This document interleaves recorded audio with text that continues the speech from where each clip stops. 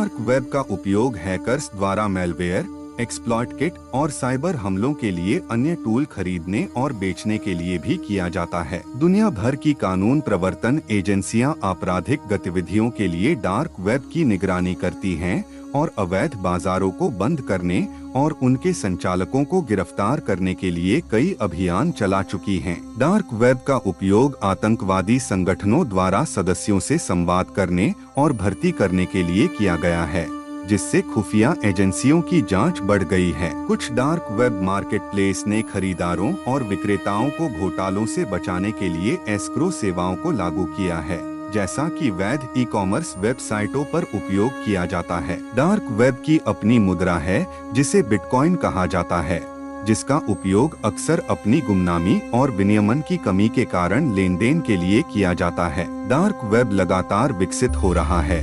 नई वेबसाइटें और बाजार नियमित रूप से दिखाई दे रहे हैं और गायब हो रहे हैं। डार्क वेब स्वाभाविक रूप से अवैध नहीं है और इसके कई वैध उपयोग हैं, जैसे गोपनीयता और अभिव्यक्ति की स्वतंत्रता की रक्षा करना। डार्क वेब को अक्सर मीडिया में गलत समझा जाता है और सनसनीखेज बनाया जाता है, जिससे इसके वास्तविक स्वरूप और उद्देश्य के बारे में गलत धारणाएं पैदा होती हैं। डार्क वेब का उपयोग कार्यकर्ताओं और पत्रकारों द्वारा प्रतिशोध के डर के बिना संवेदनशील जानकारी साझा करने के लिए किया गया है, जैसे Panama papers leak. Dark web का उपयोग शोधकर्ताओं और शिक्षाविदों द्वारा उन सूचनाओं तक पहुंचने के लिए भी किया जाता है जो सार्वजनिक रूप से उपलब्ध नहीं हैं, जैसे सरकारी दस्तावेज और वैज्ञानिक अनुसंधान। डार्क वेब के अपने नियम और मानदंड हैं।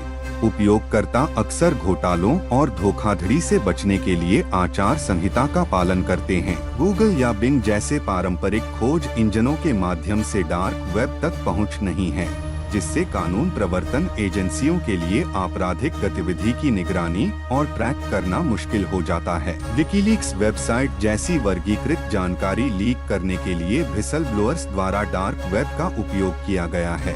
डार्क वेब का उपयोग दमनकारी शासन में कार्यकर्ताओं द्वारा सरकारी निगरानी के डर के बिना विरोध प्रदर्शन आयोजित करने और जानकारी साझा करने के लिए किया गया है। डार्क वेब का उपयोग पत्रकारों द्वारा स्रोतों से संवाद करने और अपनी पहचान की सुरक्षा के लिए भी किया जाता है। डार्क वेब अक्सर अवैध गतिविधियों से जुड़ा होता है, लेकिन इसके वैध उपयोग भी हैं, जैसे गोपनीयता और अभिव्यक्ति की स्वतंत्रता की रक्षा करना। डार्क वेब कोई एकल इकाई नहीं है, बल्कि यह उन वेबसाइटों और सेवाओं का एक संग्रह है जो सार्वजनिक इंटरनेट से छिपी हुई हैं। डार्क वेब को अक्सर टोर ब्राउजर के माध्यम से एक्सेस किया जाता है, जो उपयोगकर्ताओं को गुमनाम रूप से ब्राउज करने और .onion वेबसाइटों तक पहुंचने की अनुमति देता है। डार्क वेब विभिन्न प्रकार के बाजारों का घर है, जहां उपयोगकर्ता अवैध सामान और सेवाएं जैसे ड्रग्स, हथियार और चोरी हुए क्रेडिट कार्ड की जानकारी खरीद और बेच सकते हैं। डार्क वेब का उपयोग हैकर्स द्वारा मेलवेयर, एक्सप्लॉइट किट और साइबर हमलों के लिए अन्य टूल खरीदने और बेचने के लिए भी किया जाता है। दुनिया भर की कानून प्रवर्तन एजेंसियां आपराधिक गतिविधियों के लिए डार्क वेब की निगरानी करती हैं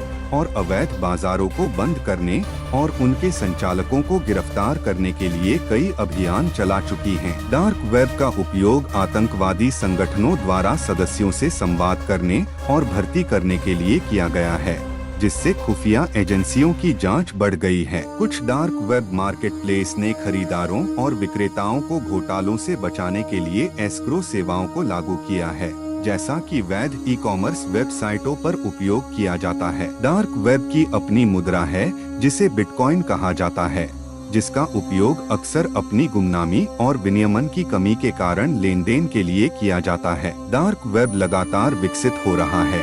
नई वेबसाइटें और बाजार नियमित रूप से दिखाई दे रहे हैं और गायब हो रहे हैं। डार्क वेब स्वाभाविक रूप से अवैध नहीं है और इसके कई वैध उपयोग हैं, जैसे गोपनीयता और अभिव्यक्ति की स्वतंत्रता की रक्षा करना। डार्क वेब को अक्सर मीडिया में गलत समझा जाता है और सनसनीखेज बनाया जाता है, जिससे इसके वास्तविक स्वरूप और उद्देश्य के बारे में गलत धारणाएं पैदा होती हैं।